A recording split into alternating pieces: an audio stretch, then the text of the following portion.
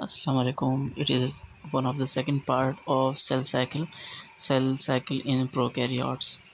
हमारे पास जो प्रोकैरियोट्स होते हैं उनमें हमारे पास सेक्सुअल एसेक्सुअल किस्म की क्या नाम है वो हो रही होती हैं, क्या नाम है रिप्रोडक्शन हो रही होती है। सबसे कॉमन जो हमारे पास होता है it is binary fission. Binary fission में हमारे पास ये होता है कि जो सेल होता है वो डिवाइड होता है दो सिमिलर डॉटर सेल्स के अंदर, forming a construct and cellular material genetic material equally shared. तो हमारे पास एक सेल होगा वो दो के अंदर डिवाइड हो जाएगा, ठीक है। 20 से 20 से 30 मिनट्स लेता है। Then we have budding. Budding में हमारे पास ये होता है कि एक छोटा सा प्रोट्यूबरेंस, मतलब ये एक छोटा सा, जैसे आप समझे एक बड निकलती है एंड इट इवेंचुअली वो अलग होती है उससे, ठीक है ना। But develop at one end of the cell, ये एक तरफ होती है, जैसे आलू के अंदर छोटे छोटे से बड्स निकलते हैं, बिल्कुल that is known as budding, ठीक है। बाइनरी फिजन और बडिंग में फ़र्क ये होता है कि बाइनरी फिजन में जो दोनों सेल्स बनते हैं वो इक्वल साइज़ के होते हैं। It is just kind cytokinesis के, एक सेल होता है वो इक्वल दो पार्ट में कन्वर्ट हो जाता है। बडिंग में ऐसा नहीं होता। बडिंग में ये होता है कि आपके पास एक सेल पूरा रहता है और दूसरा एक छोटा सा सेल उससे निकलते निकलते निकलते and then it eventually grows, और फिर वो बड़ा होके, थोड़ा बड़ा होके वो अलग हो जाता है एंड देन वो अपनी अब क्या नाम है लाइफ साइकिल जीता है, बिल्कुल इस तरीके से। तो छोटा सा था, थोड़ा और बड़ा हुआ, थोड़ा और बड़ा हुआ and it eventually can be separated, ठीक है। Then we have endospores.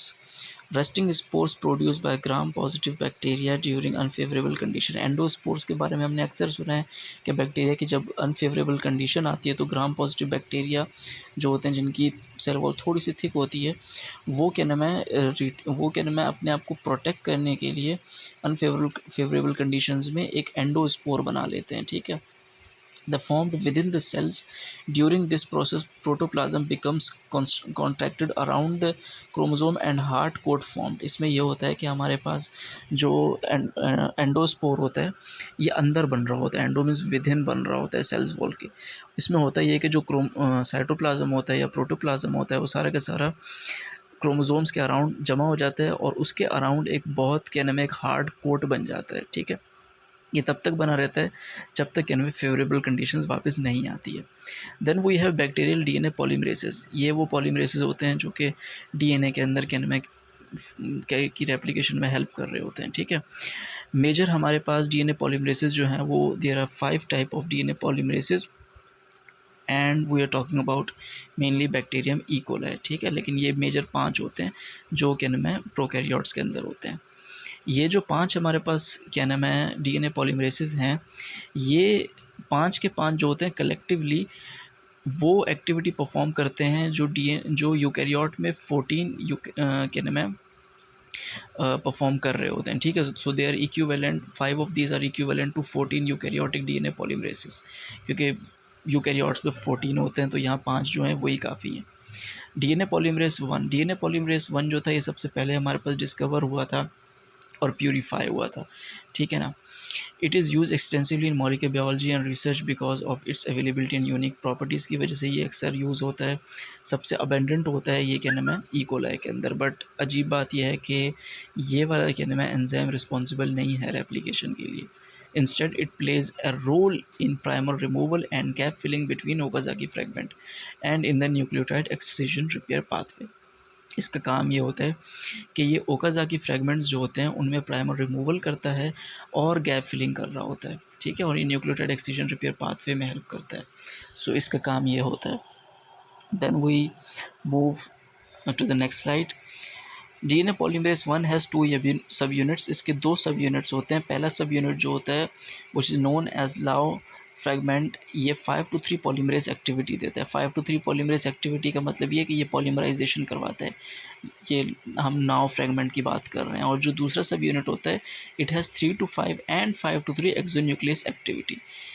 3 to 5 and 5 to 3 exonuclease activity का मतलब ये होता है कि पहले तो इसने पॉलीमराइजेशन करवाई, फिर ये 3, 4, 5 न्यूक्लियोटाइड पीछे जाके प्रूफ रीड करता है, ठीक है। And then again it comes forward, again 5 to 3 आता है, वापस आता है। अगर कोई गलती हुई भी होगी कहीं पे भी, ये क्या करेगा कि एक्सोन्यूक्लियस उस न्यूक्लियोटाइड को काट देगा and then it will again can में use 5 to 3 activity, polymerase activity उसको रिपेयर करने के लिए, ठीक है।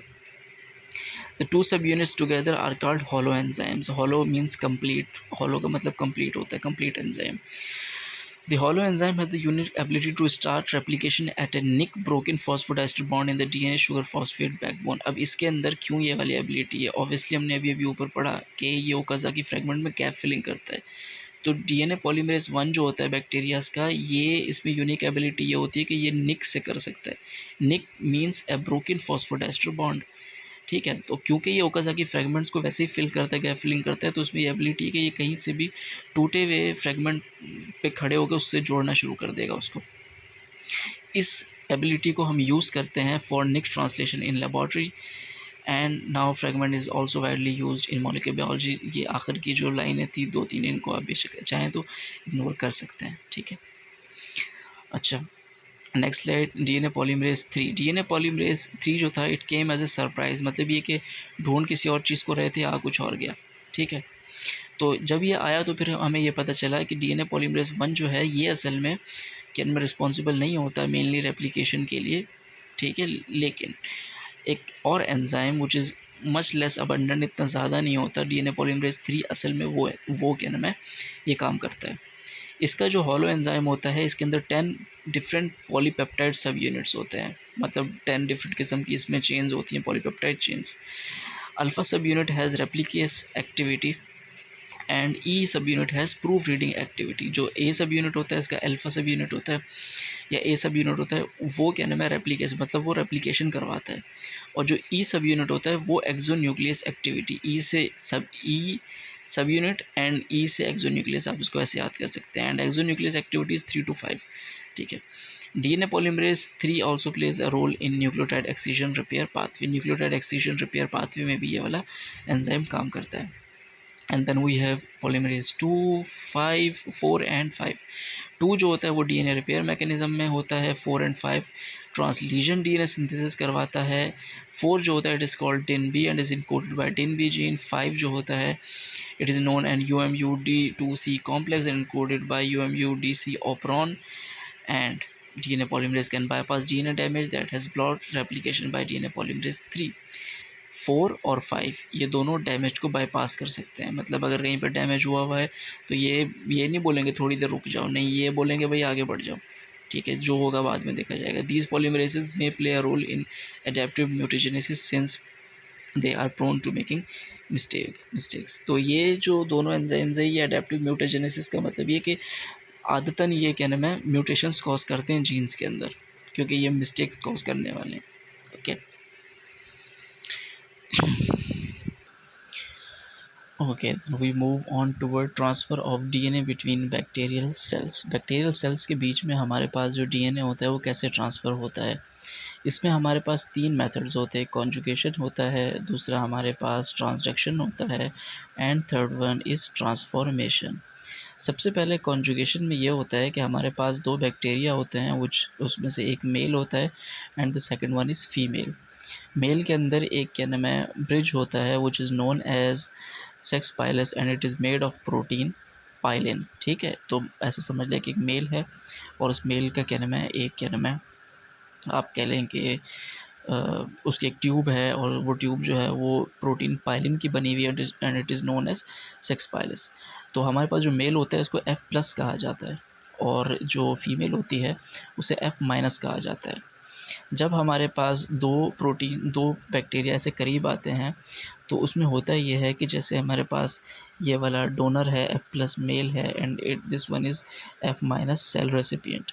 तो जो मेल वाला होगा उसके अंदर जो प्लाज्मिड होगा, डबल स्ट्रैंडेड प्लाज्मिड, वो सबसे पहले सेपरेट होगा, सिंगल स्ट्रैंड में बच जाएगा। उसमें से एक सिंगल स्ट्रैंड जो होगी वो फीमेल के पास चली जाएगी और एक मेल के पास रहेगी। और जब ये ऐसा हो जाएगा उसके बाद सेक्स पाइलस अलग हो जाएगा और हमारा जो सिंगल स्ट्रैंडेड डीएनए होगा, प्लाज्मिड होगा, उसकी कॉम्प्लीमेंट्री बेस पेयरिंग होगी और फिर वो डबल स्ट्रैंड में कन्वर्ट हो जाएगा and then both cell will become F+। मतलब दोनों सेल्स जो होंगे उसके बाद क्या बन जाएंगे, दोनों के दोनों सेल उसके बाद क्या नाम है, मेल बन जाएंगे, ठीक है। तो ये दोनों सेल जो होंगे now they are capable of transferring the DNA, ठीक है। उसके बाद हमारे पास सेकंड होता है ट्रांसडक्शन। ट्रांसडक्शन में हमारे पास ये होता है कि कोई ना कोई जो डीएनए होता है वो कहने में एक सेल से दूसरे सेल में ट्रांसफ़र हो रहा होता है, लेकिन ये transfer bye means of bacterial होता है, मतलब बैक्टीरियल वायरस होता है। तो बैक्टीरियल वायरस में हमारे पास बैक्टीरियोफेज वायरस जो होता है, ये इसका मेन कॉज़ होता है कि एक बार अगर ये किसी बैक्टीरिया के अंदर चला जाता है और वहाँ पे जाने के बाद ये उसको इनकॉर्पोरेट करता है और उस इन्फेक्टेड बैक्टीरिया के अंदर से कुछ डीएनए निकल के इस वायरस के अंदर चला जाता है, इसके न्यूक्लिक एसिड में जुड़ जाता है।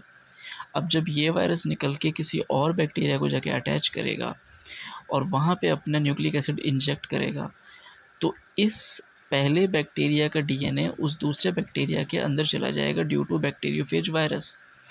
एंड इसकी वजह से जो रेसिपिएंट होगा बैक्टीरिया जिसने एक्वायर किया होगा न्यू डीएनए, वायरस वाला डीएनए और साथ में बैक्टीरिया वाला डीएनए, वो कहने में न्यू ट्रेट को एक्वायर कर लेगा। And this all process is known as lysogenic conversion. ठीक है, इसकी वजह से अक्सर नॉन पैथोजेनिक ऑर्गेनिज्म भी पैथोजेनिक बन सकते हैं ड्यू टू ट्रांसडक्शन के बैक्टीरिया के डीएनए था वो दूसरे के अंदर चला गया।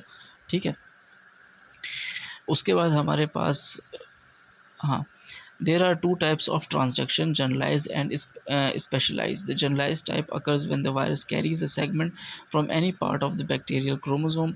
This occurs because the cell DNA is fragmented.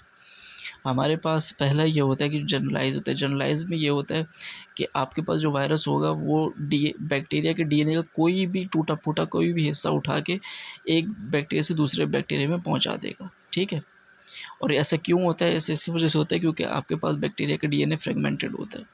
ठीक है, क्योंकि उसमें ज़ाहिर सी बात है वायरस ने इन्फेक्ट किया था तो उसने उसको बस्ट कर दिया, तो उस वजह से वो फ्रेगमेंटेड है। ठीक है, अच्छा, दूसरा हमारे पास होता है the specialized type occur when the bacteria virus DNA that has integrated into the cell DNA is excised and carries with it an adjacent part of the cell DNA. दूसरा स्पेशलाइज में ये होता है कि आपके पास जो वायरस होता है ना वो आता है अपने न्यूक्लिक एसिड को सेल के न्यूक्लिक एसिड के साथ जोड़ देता है, डीएनए के साथ जोड़ देता है, और जब उसकी कॉपी वगैरह हो जाती है तो अगेन फिर वो जब उसको एक्सरसाइज करता है, तोड़ता है अपना डीएनए निकालने के लिए, तो उसके साथ वो आसपास से 19 मतलब थोड़ा सा और सेल का डीएनए भी ले जाता है। ठीक है, तो this is the second form of transduction. Third में हमारे पास ट्रांसफॉर्मेशन आता है। ट्रांसफॉर्मेशन में हमारे पास एक नेचुरल मीन होती है, और नेचुरल मीन ये होती है कि एक बैक्टीरिया का डीएनए दूसरे बैक्टीरिया में चला जाता है, लेकिन अक्सर ये वाला जो डीएनए जा रहा होता है ये बाय नेचुरल मीन्स जा रहा होता है। कैसे, वो पढ़ लेते हैं। Transformation is a transfer of DNA into itself from one cell to another, एक सेल से दूसरे सेल में जाते। This occurs by either of the two following methods. दो तरीके होते हैं। पहला तो नेचुरल होगा। नेचुरल में ये होता है कि डाइंग बैक्टीरिया में release their DNA, dying bacteria ने डीएनए रिलीज़ किया, आसपास एक अच्छा सेल था उसने इसको उठा लिया। ठीक है, लेकिन there is a little evidence that this natural process play a significant role in disease. पहला तो ये हो गया। दूसरा ये होता है कि हम क्या नाम है, एक सेल से बैक्टीरिया एक सेल से डीएनए को एक्सट्रैक्ट करते हैं, एक बैक्टीरिया से एक्सट्रैक्ट करते हैं और फिर हम उसको इंजेक्ट करते हैं दूसरे बैक्टीरिया के अंदर। Now this process is known as transfection, क्योंकि हम इसको इन्फेक्ट कर रहे हैं, समझो, एक बैक्टीरिया को दूसरे बैक्टीरिया से।